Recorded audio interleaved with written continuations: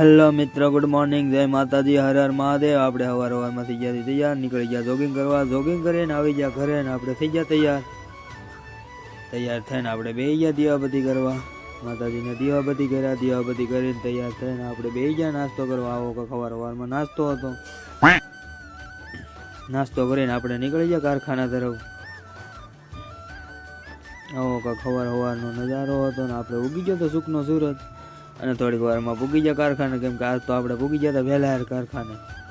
વાગ્યા હતા હજી 7:45 અને પછી માતાજીનું નામ લઈને આપણે કરી દીધું બાકાજી બોલાવા, કેમ કે હમણાં લગ્નમાં ગયા થાય એટલે કંઈ કામ થયું નહોતું। અને પછી થોડીક વારમાં બપોર થઈ ગયો એટલે આપણે નીકળી ગયા ઘર તરફ અને બે ઘરે આવીને જમવા। આવું કંઈક જમવાનું હતું। A few moments later. જમી કાઢીને આપણે નીકળી ગયા દુકાન તરફ, કેમ કે કાકાનો ફોન આવ્યો હતો કાકા, એટલે આપણે જવાનું હતું ગામમાં।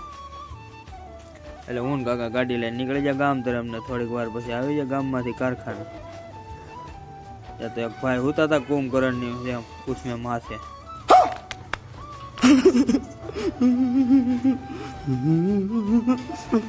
પોરો ખાઈને લઈ લીધો લોટ। ત્યાં તો થોડીક વારમાં 6 વાગી જાય એટલે આપણે જોઈ લીધો ટોટલ જોઈને આપણે નીકળી ગયા કારખાનાની હેઠે, કેમ કે આપણે જવાનું હતું ગામમાં એટલે કાકાએ જવા દીધી ગાડી।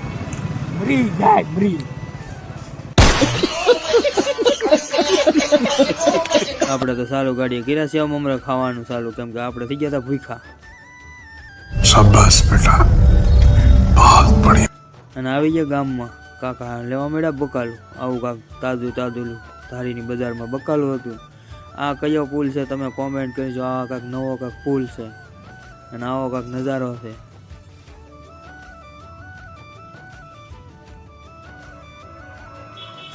અને પુલ જોઈને ઘર તરફ નીકળી ગયા હું કાકા। જો આ બ્લોગ ગમ્યો હોય તો લાઈક, શેર અને સબસ્ક્રાઈબ કરી દેજો। જય માતાજી, હર હર મહાદેવ।